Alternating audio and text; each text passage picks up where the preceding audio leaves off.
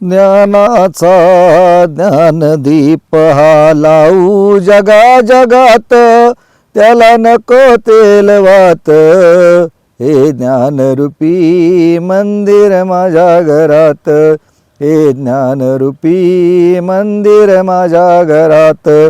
बोल सद्गुरु माता सुदीक्षा सविंदर हरदेवजी महाराज की जय. सत्संगजी प्रेमाने बोला धन्यंकार. आज वास्तविक पाहता सुंदर अशा गीताच्या माध्यमातून, विचाराच्या माध्यमातून तुम्ही आम्ही त्या समाजाला संदेश देत आहे की बाबा रे, आपण तरलो ते नवे नवलन कोळे उद्धारावी दुजांची, की आमच्या कुळाचा जसा उद्धार झालेला आहे इतरांच्या कुळाचा देखील उद्धार व्हावा. त्या गोष्टीसाठी समर्थ सद्गुरूचे हे ब्रह्मज्ञान जगाजगामध्ये पसरावं. जेही जीवात्मे ह्या सत्य परमात्म्या वाचून वंचित असतील त्या प्रत्येक भाविकाला तो परमात्मा प्राप्त व्हावा, ही संत महात्म्यांची या विचाराच्या माध्यमातून, गीताच्या माध्यमातून प्रत्येक वेळी आज समाजाला ते देण देत आहेत. की एक देव आहे खरा, माया अटीला पसाराना, शरण जावे संत जनानं सत्य मानावी निर्गुणा. की बाबा रे, हे संत सांगतात की एक देव खरा आहे. त्या परमात्म्याला जाणून आमच्या जीवनामध्ये जो प्राप्त झाला तो प्राप्त तुमच्या जीवनामध्ये जर करायचा असेल तर जरूर आम्ही आमच्यासारखी जर भक्ती करत होतो, परंतु आमच्या जीवनामध्ये हे संत महात्मे आले आणि ह्या संत महात्म्यांनी सुंदर असा तो परमात्म्याचं दर्शन करून भक्तिमार्ग सुखकर केला. म्हणून साधू संत देखील सांगतात की न जाणता साधने केली कोटीवरी, परी तो मोक्षाचा अधिकारी होणारच नाही म्हणून सांगितलं. मग जर मला तो मोक्ष प्राप्त करायचा असेल, माझी भक्ती फलद्रूप करायची असेल, तर ह्या मायेमधून अवतार सिंग महाराज देखील सुंदर सांगतात की माये माझी गापिल प्राण्या, अमोल जन्मा घालिवली, हरी नाम विन पाप सर्वते, जे जे तू सेवन करशी, दुष्टा संगे करशी प्रीती, वैर करशी संतांशी, नरक वास मन मार्गी तुझला, फळ करणीचे भोगीशी, नाही गुरुविन मुक्ती मिळणे, कोटी कर्म जरी करशी, जन्म मरण लागे तुझ पाठी, त्या दुःखातून तू रडशी, संत वचन जर नाही मानेले, अनुताप अंती तुझला. की वास्तविक पाहता ह्या संत महात्म्यांचं वचन तू मानलं नाही तर अंत समयाला तुला पश्चाताप होईल, अनुताप होईल. ज्यावेळेस हे संत महात्मे समयाला अवतरित होतात, तो मार्ग चोकाळतात की बाबा रे, ज्या साधू संतांना हा परमात्मा प्राप्त केला, त्यांना जो परमात्मा प्राप्त केला तो ग्रंथ रूपानं, अभंग रूपानं, गीत रूपानं, कवितेच्या रूपानं प्रत्येक ठिकाणी शास्त्रामध्ये लिहून ठेवला गेला. आणि त्याचाच आधार घेऊन आज निरंकारी मिशन, त्या साधू संतांचा विचार तो समाजामध्ये प्रगट करत आहेत. जे ज्ञानेश्वर माऊलींनी जे कार्य केलं होतं की जोपर्यंत हा ज्ञानेश्वरी ग्रंथ पूर्ण झाल्यानंतर सद्गुरूंकडे वर मागितला, ज्यावेळेस सद्गुरू खुश झाले त्यावेळेस ज्ञानेश्वर माऊलींना ते मागितलं की बाबा रे, एका गुरुनं एकाच शिष्याला ब्रह्मज्ञान देण्याचा अधिकार तिथपर्यंत होता. परंतु ज्ञानेश्वर माऊलींना त्या सद्गुरूला अरदास केली की मला तुला काय द्यायचं असेल, ज्यावेळेस तू प्रगट होशील सद्गुरू रूपानं, त्यावेळेस जे जेही भाविक तुला शरण येतील, ज्याच्या मस्तकावरती तू हात ठेवशील, त्याचा परमार्थ सुखाचा व्हायला पाहिजे, त्याला आत्मसाक्षात्कार व्हायला पाहिजे, परमात्म्याची प्राप्ती झाली पाहिजे. मग आज प्रत्येक वेळी हे साधू संत जगाला आवाज देतात. म्हणून दुसऱ्या बाजूने सांगतात की आहे सुगम परी जनाशी झाला दुर्गम, तयाची वर्म का चुकले सत्संगाविना. की बाबा रे, हा सुगम परमात्मा आहे, परमात्मा जाणण्यायोग्य आहे. म्हणून युगदृष्टा सद्गुरू त्यावेळेस देखील सांगायचे की जाणारे जाणा, जाणूनी करा कल्याण, असे सांगती वेद पुराण. आज हे सांगत हरदेव सिंग महाराज ज्यावेळेस युगदृष्टा सद्गुरू ते 36 वर्ष तप त्याग ह्या समाजाला सुखी होण्यासाठी, ह्या परमात्म्याचं दर्शन होण्यासाठी त्यांना स्वतःचं आयुष्य झिजवलं. काय या संतांचे वर्ण उपकार मज निरंतर जागविशी, की चंदनासारखं त्या सद्गुरूनं संपूर्ण आयुष्य झिजवलं. त्यावेळेस ते देखील प्रवचनाच्या माध्यमातून सांगायचे की बाबा रे, की प्रत्येकालाच वाटत असते की मी खूप हुशार आहे. त्यावेळेस बाबाजींनी सुंदर असा दृष्टांत दिला होता. एका शहरामध्ये एका रस्त्यामध्ये खूप लोक जमली होती आणि ॲक्सिडेंट झाला होता. आणि ॲक्सिडेंट झाल्यानंतर तुमच्या माझ्यासारखा चलाक व्यक्ती म्हणत होता की माझा नातेवाईक आहे, माझा नातेवाईक आहे करत करत तो पुढे गेला. पुढे पाहिलं तर गाढवाचा ॲक्सिडेंट झाला होता आणि गाढव मरण पावलं होतं. आणि ज्यावेळेस विचारलं की हा तुझा नातेवाईक आहे का, त्यावेळेस त्यानं खाली बघायला सुरुवात केली. इतका चलाक माणूस आहे. मग आज तुमच्या आमच्या जीवनामध्ये ही चलाकी चतुराई प्रत्येक वेळी आज भक्ती मार्गामध्ये चालत नाही. म्हणून साधू संत सांगतात की बोले तैसा चाले त्याची वंदावी पाऊले, आणि बोले एक आणि करी एक याचे पाहू नये मुख म्हणतात, की त्याचं तोंड सुद्धा पाहू नये. मग संतांची विभूती प्रत्येक वेळी हा परोपकार जगामध्ये देत असतात. त्या परोपकाराच्या माध्यमातून जगी या ब्रह्मदिशे उघडे, जगी या ब्रह्मदिशे उघडे, ऐक चांग देवा पाहून घे रे उकडे, की इतर साधने ती उदार निरंकारी बाबाचा उघडा ब्रह्म साक्षात्कार, की बाबा ज्या ज्याही भूतलावरती साधू संत आले त्यांना सद्गुरूच्या माध्यमातून ते ब्रह्मतत्व प्राप्त केलं.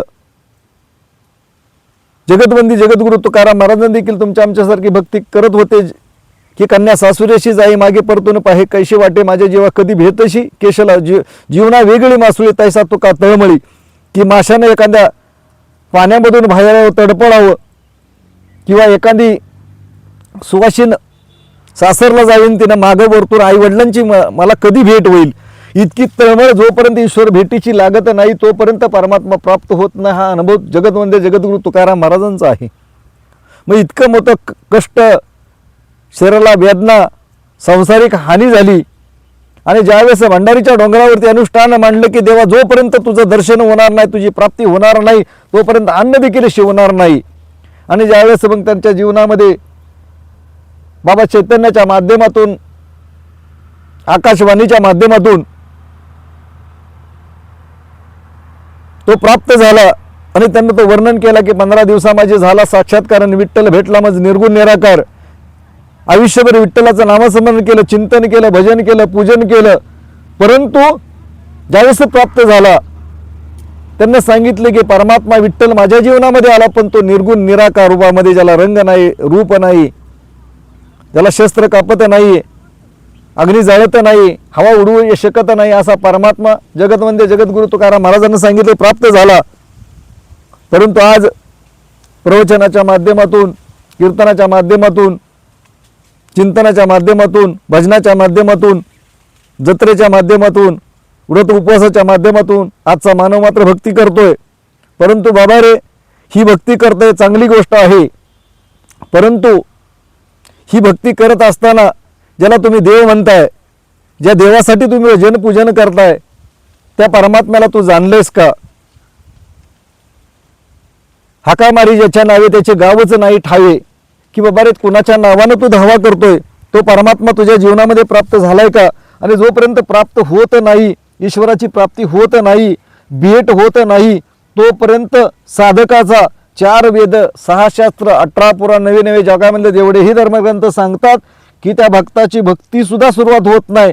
कारण तुमच्या आमच्या जीवनामध्ये आम्ही विवाह बंधनामध्ये अडकतो, जोपर्यंत तुमच्या आमच्या अंतरपाठ बाजूला होत नाही, आणि लोक आशीर्वाद देऊन नवरा नवरी म्हणून आपण जोपर्यंत घोषित होत नाही, तोपर्यंत आपला संसार चालू होत नाही. तसा तुका म्हणे कांतीविनं हा संसार करणे, की जर पत्नीच नसेल तर तो संसार उभा राहू शकत नाही. तसा देव ज्याला म्हणतात, त्या देवाशिवाय भक्ती होऊ शकते का?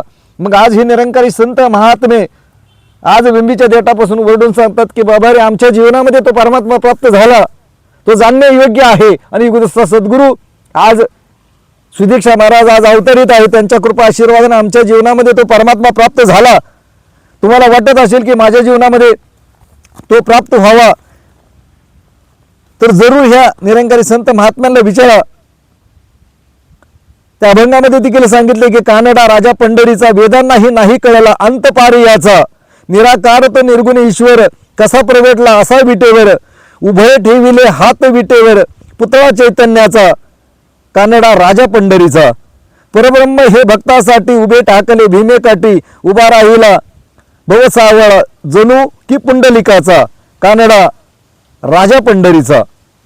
की वास्तव कथा वेदांना सुद्धा त्याचा अंत पार लागला नाही असा परमात्मा हे निरंकारी संत महात्मे सांगतात. की जो पांडुरंग प्राप्त झाला तो परमात्मा प्राप्त झाला, विठ्ठल प्राप्त झाला, जनाबाईला, मीराबाईला, बहिणाबाईला तो प्राप्त झाला म्हणून सांगतात. की मन वडाय वडाय उभ्या पिकातलं ढोर किती हाकलं हाकलं तरी ते उभ्या पिकातच आहे. मन इतकं चंचल आहे, इतकं वडाळ आहे, ते मायामध्ये सतत सतत सतत जात असतं आणि या परमात्म्यापासून दूर लांब लांब लांब सतत ही माया तुम्हाला घेऊन जात असते. मग वास्तविक पाहता झाली गर्भाची रचना, माहीत नव्हते दोघा जना, तुझी आई होती आणि तेव्हा कोठे होता प्राणी तुझा, होता बाप बाळ तेव्हा कोठे कंटेळा काय, 9 महिने 9 दिवस कुणी तुला दिली तू उपरोटी. की वगैरे ह्या रक्षण करणारा, वास्तविक पाहता पालन पोषण करणारा, तुझी जडणघडण करणारा कोण परमात्मा आहे. त्या परमात्म्याचं दर्शन आज निरंकारी सद्गुरू सुदीक्षा महाराज एका क्षणामध्ये आलेल्या भाविक सज्जनाला श्रद्धेच्या बदल्यामध्ये ते प्राप्त करून देतात. म्हणून निरंकारी मिशनचे संत महात्मे एवढ्या जोरामध्ये सांगतात की बाबा रे, माझ्या जीवनामध्ये परमात्मा प्राप्त झाला. आणि जर तुमच्या जीवनामध्ये परमात्मा प्राप्त व्हायचा असेल तर जरूर या निरंकारी संत महात्म्यांना विचारा की त्यांच्या जीवनामध्ये कसा परमात्मा प्राप्त झाला.